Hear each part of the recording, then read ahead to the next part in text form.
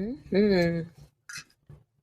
Okay, I'll jump right in. All right, fam. So, welcome to this week's Family Feud, the segment where we Whoa, loud. Okay, back up, all right, back up. all right. We're gonna turn. Oh, my gain is turned up super high. Let me turn it down. Yeah. it was in my it was in my bag, so I have not adjusted the settings back. Okay. Okay, is this better? I still feel Yes. a little loud. I can see. No, you're good. It's You're good now. okay, and I also just shouldn't yell because I project. Mhm. Okay, so mark this. Mhm. All right.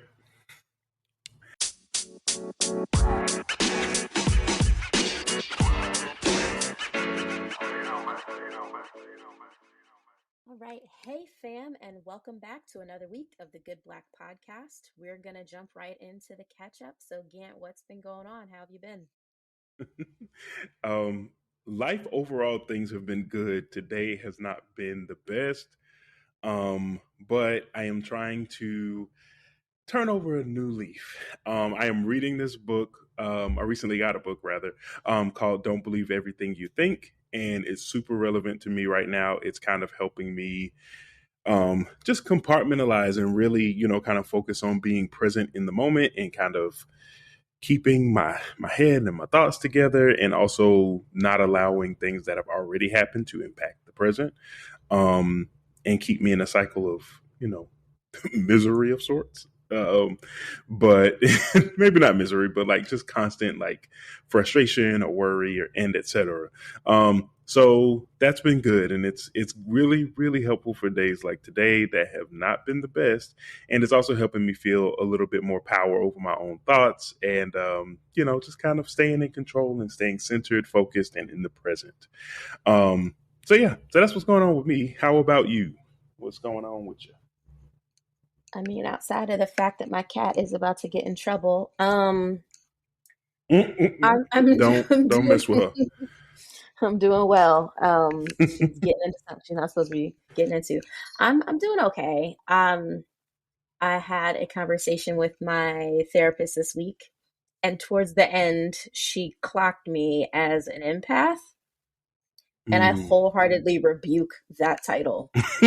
Um, to the point where when she said, now that I continue to learn more about you and just the way you process and how you talk about how you navigate the world and some of the things that you said, she's like, I'm pretty sure you're an empath. And I'm like, oh, no, I rebuke that. Yeah, I had a very visceral reaction. So now I'm like, Jade, where'd that come from? fair. Um, I but get it. then I actually had the nerve to ask people in my inner circle, like, hey, my therapist said this funny thing to me. Do you think that's also true? And they're like, yeah, girl, yes. What do you, why are you even asking that? Basically that was the response. And I was like, huh, did not know that. Okay, cool, cool, cool, cool. And like they had receipts for me too. So I was like, that is why am I the last one to know that? Also, where's this visceral reaction coming from? So I've been thinking about that a little bit more. Like, why do I rebuke that title so much? And I mean, we can probably get into it in another episode, but I have some very strong feelings about that word, about when people present themselves as such, and then their actions are maybe quite, I don't know if questionable is the right word or inconsistent. There's just something that I'm seeing out in the world when I see people label themselves as that. And I'm like, I don't think that's me. I don't think that's me. But that might just be one interpretation of the word, or I don't know. So it'll be a fun convo, a fun follow up convo since she dropped that bomb on me towards the end of the session. Um, but other than that, I've just been having, I mean, in addition to like picking apart the word empath, I've just been having some really interesting conversations with myself, to kind of think through like where I'm blocking myself. Um, and what I can do to make some changes. So yeah, that's pretty much what's been going on with me. Just a lot of reflection, low key getting dragged slash labeled, and coming to terms with some of those things, or at least doing a deeper exploration of what those things are. But that's been it. Other than that, I've been good. Definitely. Definitely. Okay. Well, it is good to hear, even if dragging was a part of what I was hearing. Because sometimes you need a little drag. And actually, that's not fair to say that I was dragged because Okay. I've been dragged and I've drug other people. Um, Mm. I feel like I was dragged because it was a realization, and then people were like, "Girl, you should know this already," but I did not. So here we are. So it wasn't necessarily a dragging, but Right. And I don't think a yeah. dragon is always malicious or poorly placed. Like sometimes like just the realization is like, dang. I think Mm, culturally, obviously, we know like that, being dragged obviously is a negative thing. And, I think there's the fun meaning as well of people being like, woo, that one that was a realization. mm, So, yeah. All right. Well, thank you for sharing okay. with me, and Family Feud time it is. All right, fam. So, welcome to this week's Family Feud. And this is, as usual, the segment where we discuss relevant topics, pains, lessons, growth, and general moments of Black families and adulting. So, this week we are talking about friends. How many of us have them? I hope nobody copyrights me for that. Not enough people listen, it's fine. Um, no, but making friends as an adult, and kind of just like the existence of friendships as an adult. So we came up with this topic a while back, but it also kind of feels like a personal attack. I've I've just noticed as I've gotten older that I don't have a whole lot of regular, consistent, non-work or college friends. Like I don't Mm, have a lot of male friends at all. A couple, but not a lot. And I don't think I have like the general. I think society's general expectation of like friendships with other people in general, but for me specifically with men, it's just something that I've clocked for myself mm. lately. So, I mean, out of your core friend group, like how do you define friendship? Like who are those people to you? What does that look like as an adult with your friendships? I guess is what I'm asking. Yeah. So I mean, unlike yeah, I do have friends. Um, Mm. you made it sound like you ain't got no friends. I have I friends. mean, I do, I have lots of them. Okay. just limited. um, yeah, so I do have friends. What was the question? So like yeah, like how do your adult friendships function? Ah, Like yes. Okay. what does that look like now as an adult? Because I think as kids and college people, Yeah. like you have a different, you know what I'm saying? Like it's just different in that time of your life. So now as an adult, what do your friendships look like and how do those continue to function, I suppose? Yeah. And I mentioned this on the Joy But Black episode, like Mm, how you should have ride or die friends, but I would never ask my friends to die for me because that's right. just rude. I will repeat that again. I would never. It's rude. Y'all got stuff to do. And so when I classify, like when people get to that echelon of friendship for me, because I have them in levels, and my friends, well, one of my friends used to clown me about this, but I do have friendship levels, and that's actually a thing. But when people get to that level of ride or die with me, or even just general friends, it's like we have fun together. We have some common interests. We're able to kind of relate and interact in a very familiar way. There are inside jokes. We do things together. We talk, and when we talk, it's like not only just a breadth but also a depth. So it's not just superficial. Oh, hey, how you doing? But we're really getting into like not only getting into, but I feel safe to do so with them, like how I'm Mm, actually doing. So I'm able to peel back some of the layers, and take off some of the armor that I might have walking around and just, shooting the breeze with everyday acquaintances or associates. Um, when I call someone my friend, I take that very seriously. Sometimes a little too seriously. I do get a little okay. jealous when my friends start making other friends because who are these people? Um, You got a but I friendship also contract? I need to make people sign their updated ones, honestly. Like Um, actually, it's renewal season, right. It and is you're looking renewal. a little shaky. Did you make it on the roster? I don't Right. know if you did. um, but yeah, there's like a depth to the relationship. And I consider a lot of my friends part of my extended family. So these are folks that to the point that I'm able to, unless it jeopardizes or harms me in a certain way, I would do a lot for these folks, because they mean so much to me.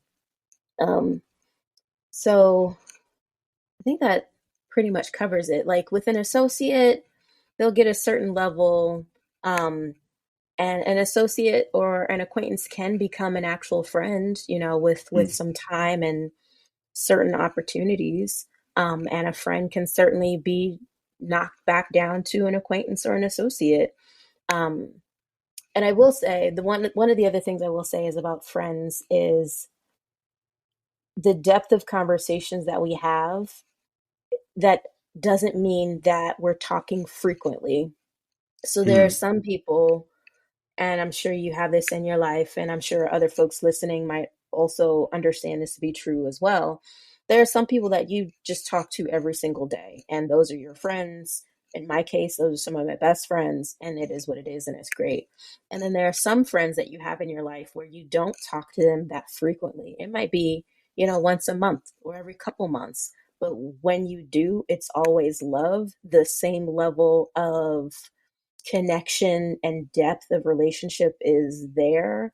It's like you're picking back up where you left off last time, and you still feel safe to be vulnerable with them. You still feel safe to peel back the layers. Like they know a bunch of different things about you. And it's not that they only know your past and know that to be true Mm. about you, but they're also there for your evolution and they're celebrating that as well. Like they're along for the ride. It just, the checkpoints aren't as frequent. And so I also have some friends like that. And we, understand that we are busy adults and stuff comes up and there's no hard feelings. Um, but then, and so as soon as I say that, I'm also thinking of there have been times where, because of distance and things that have happened, and not that anything bad happened, but because of distance and not really talking, to someone, we do just kind of fall out of the friendship circle and, you know, they get knocked back down a couple pegs. And so I'm actually not sure what the difference would be, like why some folks are able to stay in that, I'll say, circle or on that rung while others Mm. aren't. So that's actually a good question to Mm. explore another day. But yeah. Actually, yeah, that is a really that's a whole conversation in and of itself. Like Hmm. the the friendship breakup thing and all that stuff. So, anywho, we don't have time for Insecure season 5 right now. So so okay, cool. So yeah, I mean, I feel like I have a lot of acquaintances, like a lot of people that I know. But even for me, like in starting to plan my wedding, like that was something that I was actively thinking about too, and kind of like, well, who am I going to invite? Mhm. who's gonna be on my side? And I think because I have a significant amount of acquaintances and people that I have like the like we are friendly, like I can Mhm. converse with you like upon appropriate timing. So it's difficult. Like, how do you know that you're moving somebody from the space of an acquaintance to a friend? I know you mentioned it a moment ago, but like kind of what are the parameters for you? That's a great question. I don't know. I don't know. Trying to think when has, well, that's happened a lot actually. Um, Mm. with a lot of my current friends, they are folks that I met in college. And so I've known them for almost how old am I? I'm old. Almost two decades at this point. We're going on 2 decades or something like that at this point. Um, which seems wild to say. That can't be right. Somebody do the math. I was Anyway, going to say, like, 2 decades feels strong, but I was going to let you rock. yeah. Um, well, because some folks I met in 2006, and so it's 2022 It's at this closer to, point. yeah, it's closer to Yeah, 2 decades than one. So, right, right. Actually, two of my best friends, I met them both in 2006. So like we've been riding together for a really long time. Um, but they weren't always my best friends. right. Like, of course, everyone that I have met that eventually became a best friend, because I still have best friends. I have like a solid core group. I call them my squad or my council, and I feel like everybody Mm, should have that because you need people to check you. You need people to be real with you, yeah. and hold up the mirror and then be able to, console you when you realize that you do need to get dragged a little. Um, like you need people to hold you accountable and Yeah. support you and your growth in that way. Yeah. Like they're my biggest cheerleaders, and also they are able to keep it real with me and hold me accountable or help me hold myself accountable in the Hmm. ways that I need to continue going. Yeah. Um, but when I think about like what has helped move somebody from an acquaintance to a friend, a lot of what's coming up is like time together and frequency of conversations. And Hmm. typically having gone through some stuff together. So when I think about one of my friends out in Cali, we were in the Peace Corps together. And that could be a whole conversation in and of itself as far as my Peace Corps service is concerned. But that is something that we went through together. And because we were one of the few Black people in a sea of white folks in the Peace Mm, Corps in a foreign country, that is a very unique experience. And so from yeah. there, I mean, we had certain things in common, but also I feel like we've learned so much from each other and we were learning so much from each other, um, that it solidified us wanting to be around each other, and continue to engage in that way. And yeah, we just became friends, and she was in my wedding, and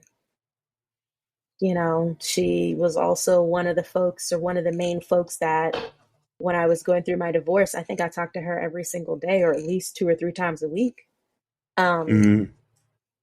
and so she's been there through a lot, but that shared experience, that very unique shared experience, that's what glued us together at first. And What then started we it? we decided not to let each other go. Like, Hmm. and it's that mutual, oh yeah, we're on the same page about this. I'm not going to let you go. You're not going to let me go. Doesn't matter how infrequently we talk to each other. Like I'm about to go to Colombia with her so we can celebrate our 35th birthdays. When Oh. we turned 30, we went to Cuba together. So we're still, doing things and making plans together because we love each other so much. So, yeah, coming together because we have this shared experience, and it's not like we stood in front of each other and said, I choose you. uh, but Little Hunger it was Games. right, but it was this very real um some moment in time, or a fuzzy moment in time, where it was like, yeah, we're friends, we're good friends. I've shared a Right. lot about myself, you shared a lot about yourself. We're holding it in the respective vaults. There's no judgment, there's no shame. I feel like I can talk to you a certain way and where it's coming from. And if you Hmm. don't know where it's coming from, then you feel safe enough or okay enough to ask. Like there are just certain things that were understood. And so we were able to move forward. And when I think about other folks that have moved from acquaintance to friend, it was kind of the same trajectory. So there weren't specific things that were like, oh, you check this box, you check this competency, I can go ahead and move you into the friend category. No Um, competency. yeah, I'm trying to think if there was anything else. Nobody had to come with a certain set of skills or anything like that, to be able to call themselves my friend. But yeah, the initial move from acquaintance to friend, it was frequency, it was time together, it was deepening of conversations, it was the mutual safety that we were cultivating and possibly the mutual understanding and goal around wanting to be friends. Yeah. What about you? Have you, like, when you've moved folks from one category to another, what has that looked like for you? Um, it's a great question. I think that for me, I am not a quantity person. Like, I don't have to have a whole lot of, like, I don't have to have a lot of contact or a lot of conversation in order to feel like, we can, that we've grown something that's more closer towards friendship than acquaintanceship. So for me, it's more so about, like, can do they meet the competencies? Like, can I check off, like, do we have shared interests? Do we kind of think in similar, think on kind of like a similar wavelength? And even if not similar, talk about things across difference, and still have a dope conversation, and also always have mutual respect for one another. So I think for me, that's more so been my benchmark of, like, are the conversations good? Can I trust you? Do I, like, also, do we actually have compatibility as far as just person to person? And so, like, it don't take a whole lot. I will say, not for me, to feel like, you are trustworthy. But that is a big thing, like being able to trust you, being Takes a able lot for to. me. It takes a Oh lot for yeah, me. Yeah. yeah. I do have to observe, but I think the reason why I say it doesn't take a lot for me to say that you are a friend is because I'm always kind of observing. I'm always Mm, watching people. So there's never a point in time for me in relationship, that is like non-romantic relationship, mm, um, that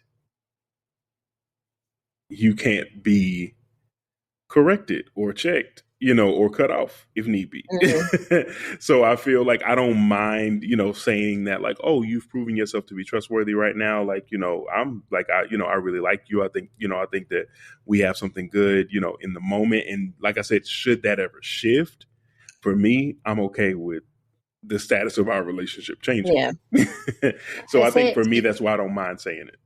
yeah, it's, I will say it takes a lot for me. And like, as you started talking, I started thinking one of the things that came up was how a lot of folks, when they first meet me and then we eventually become friends, they will eventually reveal to me, I thought you hated me at first.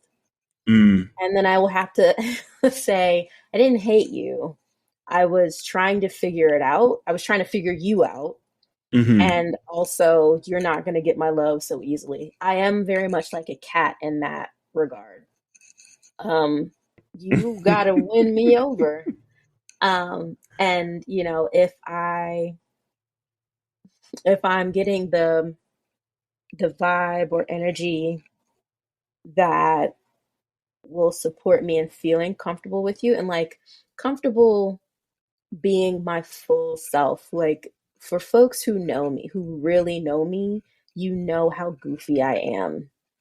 If I don't feel like I can be as goofy as I need to be or want to be, not to say that you're not a friend, because but there just might be another level that we need to dig below. But there are, I can count on several handfuls the number of people, and I want to say some of the people on my own team included, they were like, yeah, I didn't think you actually rock with me because you're a hard nut to crack and you have a real good poker face sometimes. I'm like, yeah, I know. Yeah. You're not gonna win us That's by over so design. easily. That's by design. Yeah. Need to see what you about first. I get that. I get that. So yeah, it Um, does s- take me a minute to like be won over. But yeah. So speaking of, like, kind of people transitioning areas, do you feel that you have friends that are like for specific things? Like, oh, these are my friends for this particular interest area of my life, and these are my friends for traveling, and oh, these are my okay. friends, you know? Yeah, okay. Yes, kind of. Kind of. Um, so when I'm with my pole friends, my dancer friends, We often refer to our non-dance friends as muggles. So if you know No, Harry Potter, if you know Harry no, Potter, it's because the as non-magic y'all say, because folks. what we is doing is magic on this pole. So, I mean, it is. It is. If you can see what I'm able to do with just my knee pit, huh? Um, but yeah, so I do have friends for certain things when it comes to that. okay. And at the same time, what I'm now not noticing, but what's now happening is I'm bringing those groups together. Mm, Um, like enough time has passed with my pole girls where they're starting to meet some of my best friends because I want the two groups to like get to know each other, love up on each other. You know, I'm able to see where we have additional things in common. And it started out as dance related interest, and then it has eventually evolved into I actually talk to them several times throughout the week because group chats are a thing, and that's been great. And so I'm getting to learn more about them. So it's expanding outside of just the dance area. So mm, if you had asked me this question like a couple years ago, it's like absolutely keep them separate. And not because I don't want them to mix or mingle or anything, but I have my dance friends over here, and we do dance, and we checking in with each other about are you coming to class tonight and stuff like right. that. And it's really squarely in that. But because we are, how long have I known them? It's been actually 5 or 6 years, Mm, like 4 to 6 years, depending on who we're talking about in the specific group. But because it's been that long, we've had these conversations, we've seen each other through things. Um, it's had the opportunity to evolve outside of that. So those are some really close friends of mine now, and they're meeting some of my other loved ones because that's important to me. Um, but yeah, I'm trying to think if there's anything else. I have a whole slew of dance friends. And then, there's different levels to that as well, because I have some dancers that I'm closer with than others. hmm And then some that hmm like it's burgeoning friendships. Right. Because I'm just starting out in activity or whatever. But and then for my travel friends, I will mm, I don't have a separate set of travel friends. I know who I can travel with. I'll say that because you can't travel with Okay, everybody. that makes sense. Yes. What about you? Like, what are the different? Do you have different groups? What are those? Oh, and of course, work friends. But that's like a weird. That's an episode in and of itself. Yeah, Yeah. yeah. I think that's probably my biggest category of friends acquaintances. Work is work people. Hmm. Um, because of the work that I do, our relationships kind of become pretty intricate because of the amount of work that we do, how much we see each other, in relation to our work, and also how our work kind of connects to personal vision, personal values, and etc. So for me, that's been a tricky thing to navigate because what's difficult about that is that when you do something at work that doesn't align with something that I'm personally cool with or I'm personally a fan of, it makes me then be like, hmm, you are going to stay at work. Hmm. And this relationship is going to stay at work. And I don't Um, think there's anything wrong with that. yeah. It's just, but like I said, what makes it tricky is that because of how much we work with one another, how much we talk, how much like goes into building the relationship, you also build kind of a personal connection to people, and then when they do Hmm. something at work, that kind of also disrupts the personal connection. You know what I'm saying? Like in a way, depending on what it is, Mm-hmm. right? So it does kind of make me feel like.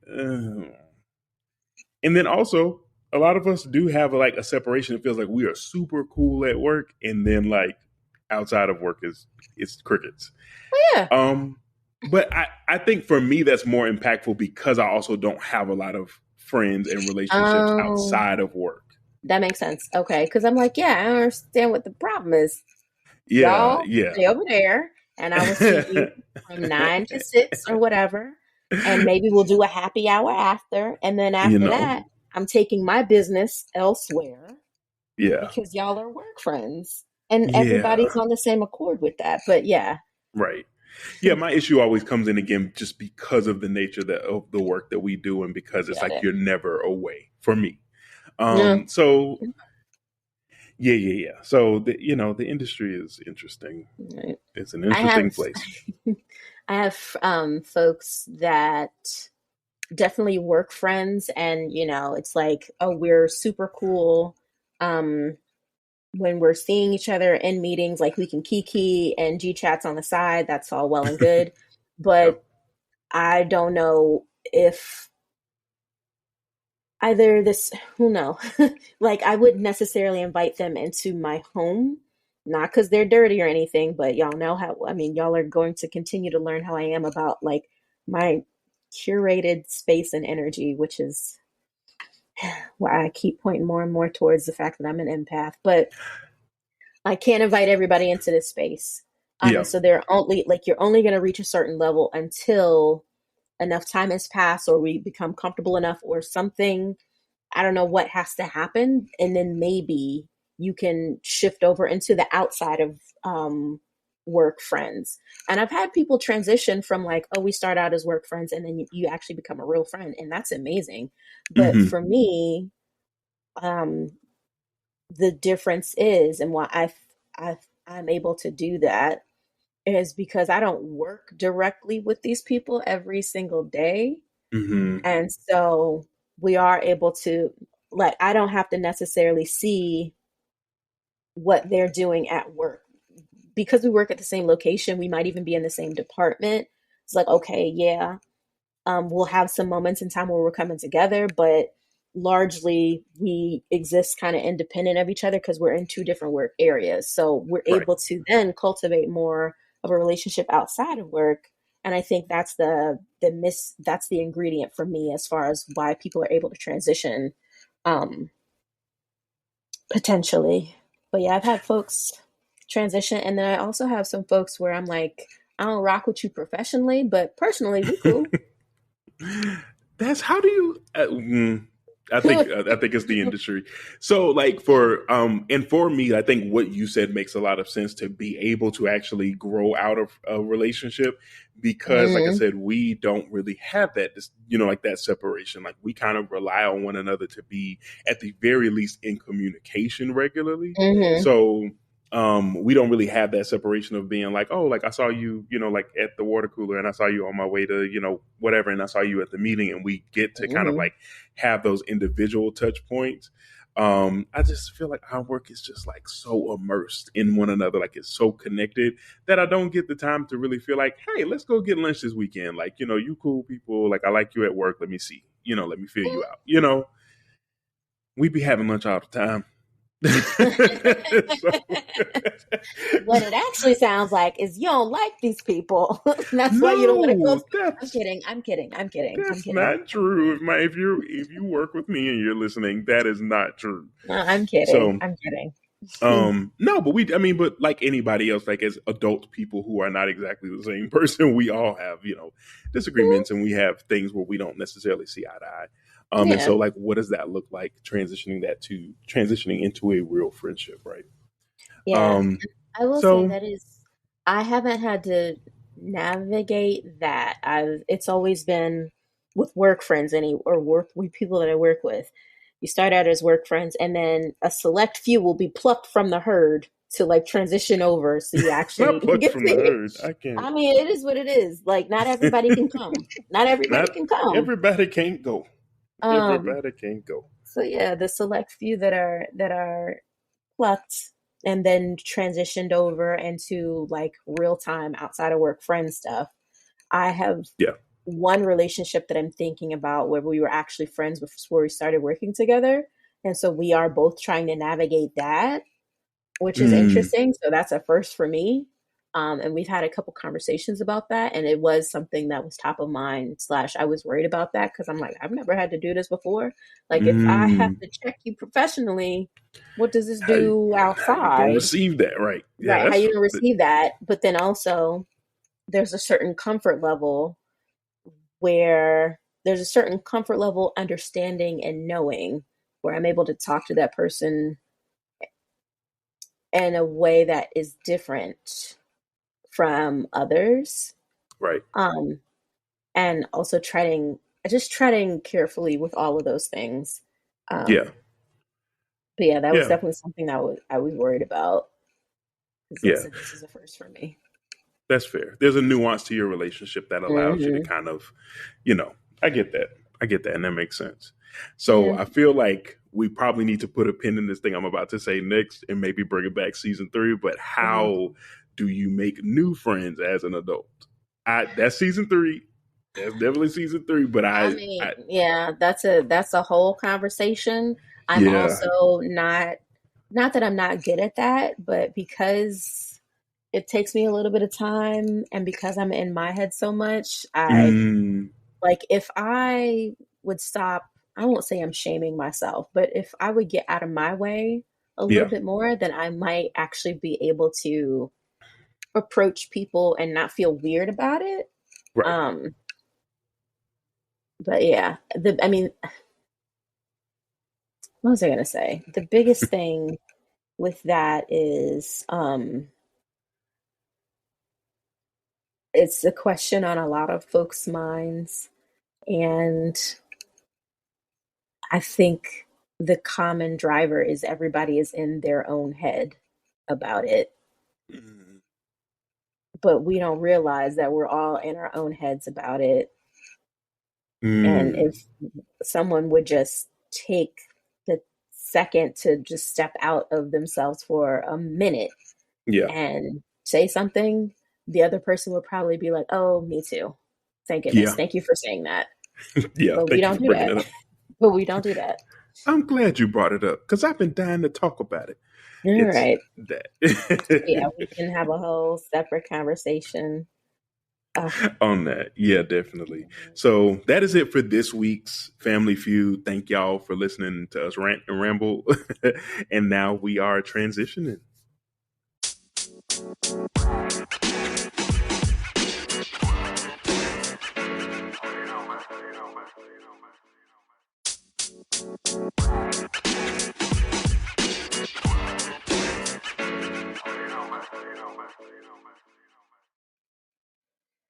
and here we are in our love letters segment. So, just a quick reminder for love letters, we always say that if love is accountability, then here's where we show our love by discussing matters that we need to address and grow from, because what doesn't get addressed gets amplified. So, this is usually where we've landed after the Family Feud segment, and this is how we look to move forward and do better. So, I'll hand it off to you first, Gant. All right. So for this week, my love letter is to myself. Because just to me, my future self deserves the effort that I put in today.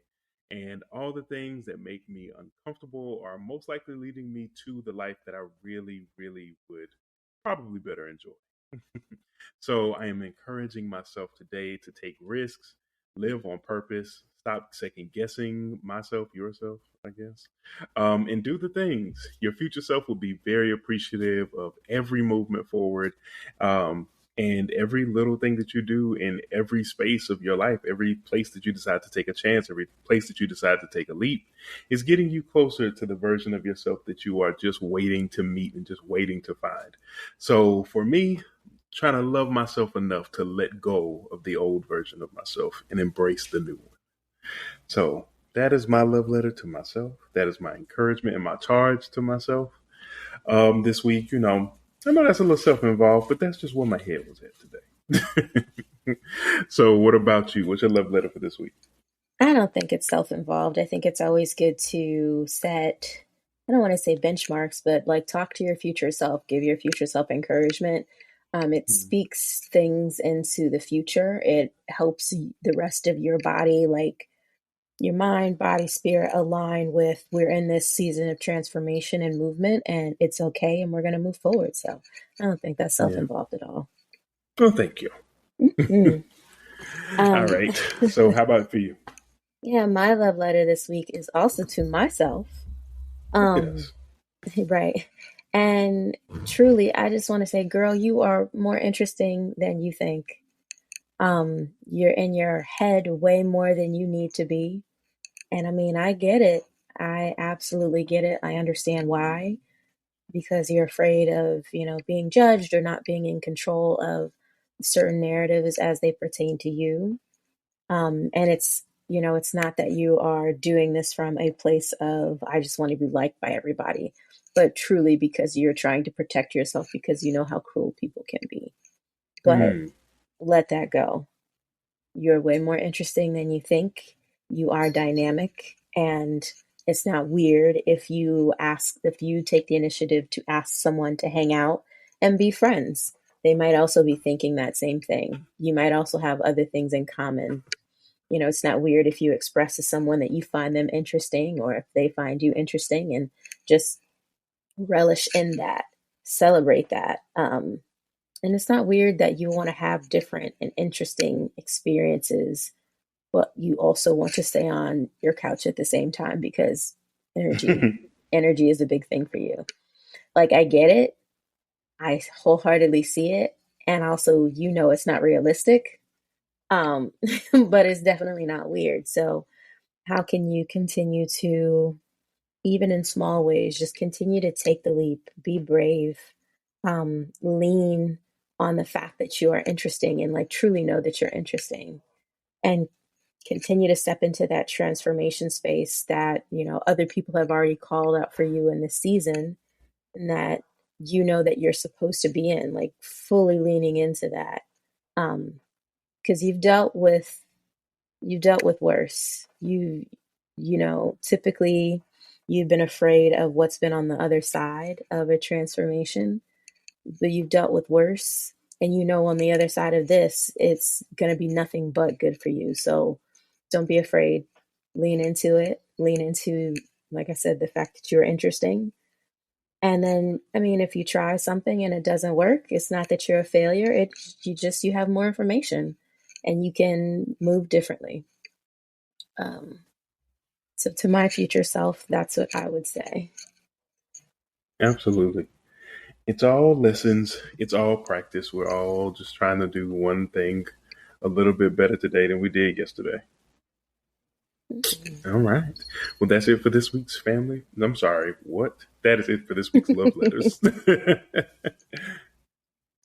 All right, so closing out this episode with the favorite cousins for this week. Again, for just a reminder, every episode we are each going to pick something or someone to give their flowers because they made us happy, think, act, or simply because they are Black excellence and they exist.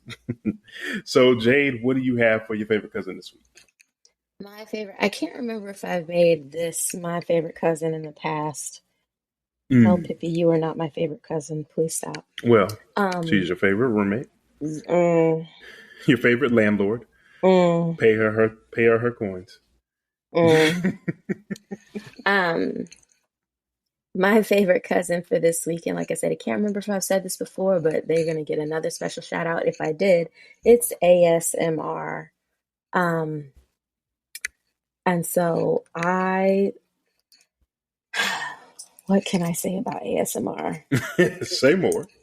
Yes. So for those of you who don't know, ASMR stands for Autonomous Sensory Meridian Response. And it's usually like tingling or some type of sensation that you get um, from certain sounds or textures or things like that. And so on YouTube, like there's a whole rabbit hole that you can go down of ASMR artists or ASM artists, as they call themselves. And I discovered ASMR and it had to be in 2018. Yeah, because I've been listening to sounds for a while. It had to be in 2018, 2019 at the latest. And it has helped me focus. It has helped me in more times than I can count at this point go to sleep. And it's taking me to a different point of relaxation. And so I now have, Mhm. some of my favorite ASM artists that I listen to. Um, when I, am having a hard time going to sleep or settling my mind. And most of the ASM artists that I listen to are Black. So that's why they are favorite cousin this week, because I listen to the Black ones. Yeah. Which it's when I first started listening, it was harder to find them. Now it's a little bit easier. Um, but yeah, the face of ASM artists, it's usually like younger white women. So I have some folks of color, and then especially Black folks that I listen to. But they're all types of sounds, which it's weird for me to also like. It's weird for me to claim that as a favorite cousin, because for folks who know me, I also have a thing about noises, and they also elicit not so positive reactions from me. Um, I'm pretty sure I have what is called misophonia, but for certain noises, it elicits a different type of more positive response or relaxing response. So I've been able to tap into and like figure out what those sounds are.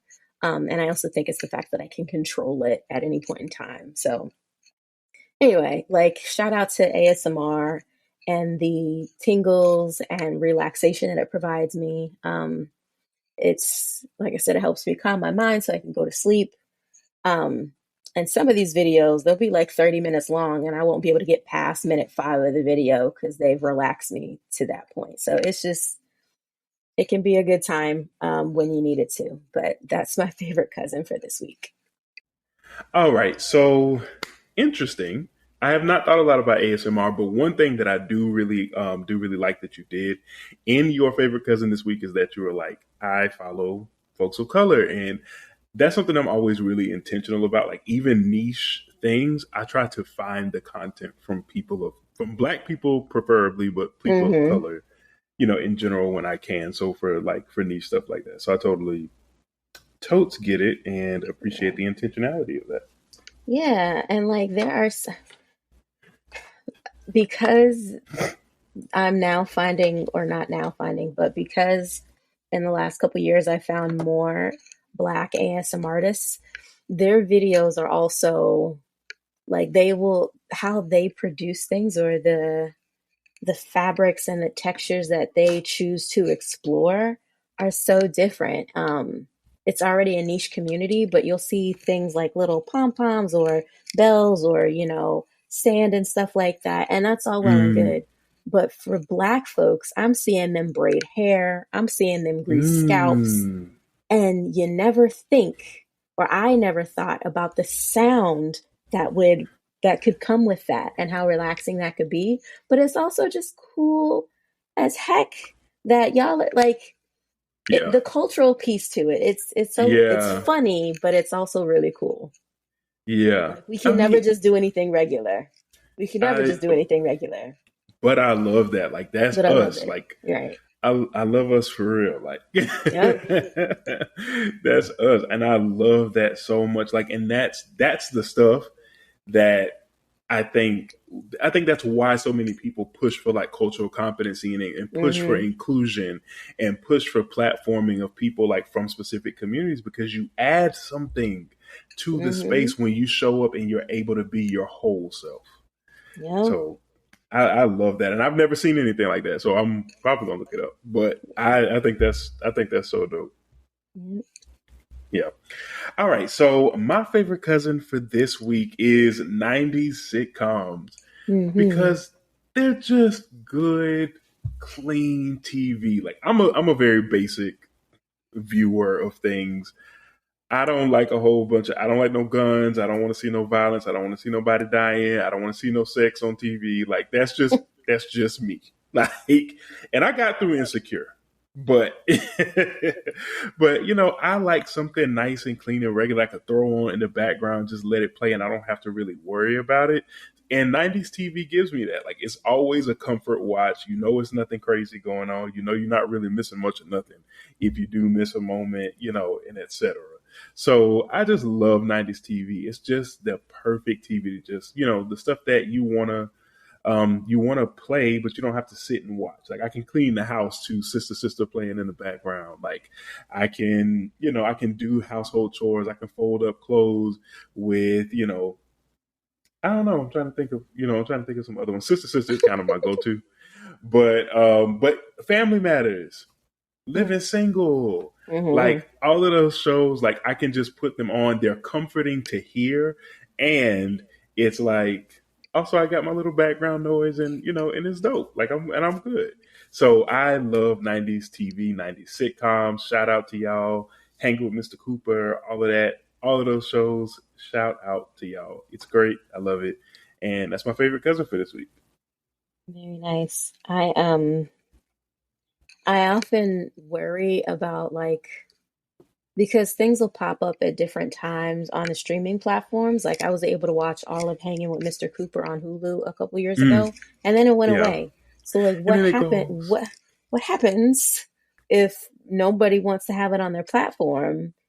Yeah, Do we just like we just no longer have access to the things, or what? I don't know. It makes me sad to yeah, think about. yeah. Those things kind of just disappear into the abyss, I guess. I mean, I Hmm. know that, obviously everything, like, especially I'm going to say probably post 1980, everything has a contract, everything has an owner. And I think a lot of that stuff is people just either not handling their business before passing away, in which Mm. case that kind of minimizes people's ability to be able to do anything with that information. So, for example, I think I saw an interview recently where Jennifer Lewis was talking about like Jackie's Back, which I've never seen. I keep She was hearing talking, about it, and like I've yeah. heard that you can watch it on YouTube, but Oh, until okay. I want to say The Read, I had never heard of that. And I know a lot of Black classics. I've seen tons of them. And so, like, well, how can I get my eyes on this? Because it sounds Yeah. hilarious. I don't know. I just know she was talking about it, and so but she was saying essentially that they're not able to do a sequel because the person who owns it or owns the rights to it has passed away, Mm, and so it's kind of like it just sits, like there's nothing that they can really do with that information since the person or with the I guess the intellectual property, mm. since the person is no longer living and able to make a decision about it, which again, people not handling their business. And I think there was a similar dispute with the Sister Sister potential of them being able to do a reboot, with like the contracting of people who, the powers who be who owned I it. don't need a reboot of that. I don't need that. I wouldn't have been mad at it. I would have allowed it. Mm-mm. As long as everybody was able to come back, I would have allowed I don't.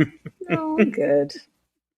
But I'm you know good what? on It's that. also, I totally get that. And we can have another episode about reboots. Yeah. But it is weird because it's like if you reboot the show and it comes back even with a portion of the original characters, if not all, it's sad to see it end again. So like Fuller House Hmm. it ended Not good. again. It was not good. It wasn't good. And it ended again. And then also I think I have feelings about this. So I also think that there are some things that just need to exist in their capsule of Yeah. time, and they are good as they are. They don't have to Yeah. be. You don't have to reheat it. I don't need a microwave version of like I Living agree. Single. Like And I there are love so Living many Single. other stories that are waiting to be told that we haven't Right. seen yet. Yeah. Absolutely. That part. So yeah, I mean, like I don't mind a reboot every now and again. It's like a fun idea, but like, let me get a movie. We need a girlfriend's I don't movie. even. No, we don't. No, we We don't need a don't. girlfriend's movie. No, that needs Oh, to stay right where that was. They were not good friends. they I don't did. need to see that on the big Ooh. screen. I mean, we could get into that because none of them were good friends to each other. Mm-mm. But Maybe that'll be part two of the friends as an adult conversation. Like I yeah, love that's that true. show, and also they were not good friends. No, And the they more they. the more adult I become, I realize that The like, more you realize that, yeah, I wish, huh? it was a little Mm-mm. toxicity going on there. Very A much lot, so. a lot of I'm it. glad it's sparking conversations now, but like, girl, no. Yes, I. Ooh. Also, some problematic stuff in there too. Mm-hmm. Definitely have went back and watched that and was like, Mm-hmm. ooh, mm-mm, Yep. mm-mm. So yeah. But yes, all the TV shows, all the sitcoms, we love y'all for what you are, and we'll leave you where Mm-hmm. you are. Let Jade tell it. Fine, Yes. Jade. Like, we don't need to mess with the stories. We don't. No, I get it. I Because get then it. you're just gonna make me, I won't even say you're gonna make me not want to watch the original. Mm, It doesn't do anything for me. yeah. I don't know. I don't need it. Um, there is a show on Hulu right now. Well, I'm watching it on Hulu. I can't remember what big network it's on. It's called Reboot, and it's making Hmm. fun of all the reboots that have happened. Yes, And I I saw get that, but it. I I didn't know what it enjoy was it. about. Yeah, it's cute. I was like, I see what you're doing here. Okay. We Social will allow it. commentary on all these reboots. That's cool. Yeah, But we anyway. like a smart TV show. So Yeah. speaking of smart TV shows, I need to catch up on Abbott. And Yeah, you do. Yeah, you well, do. no, I'm just 1 week behind. I just missed the episode Okay. last night. Okay. Yes, Uh, but we come to a close. That is it for our episode this week. Thank you all so much for listening. If you want to get in on the conversation, please, please, please send us an email at goodblackpodcast@gmail.com. That is GOODBLACKPODCAST@gmail.com. And obviously, you can follow us on all socials at The Good Black Pod. And that's pretty much everywhere, Twitter and Instagram specifically, and TikTok recently. Hopefully, we'll have some content coming for you soon. you got the TikTok. The tickery tockeries, where the kids are, Hmm. and some of the middle-aged people too, because they on there as well. We I've seen we're them. on there as well. Hmm. All right, so Tell a thank you. friend to tell a friend. Tell a friend to tell a friend, and thank y'all so much for listening to the Good Black Podcast. We will catch y'all next time. Bye.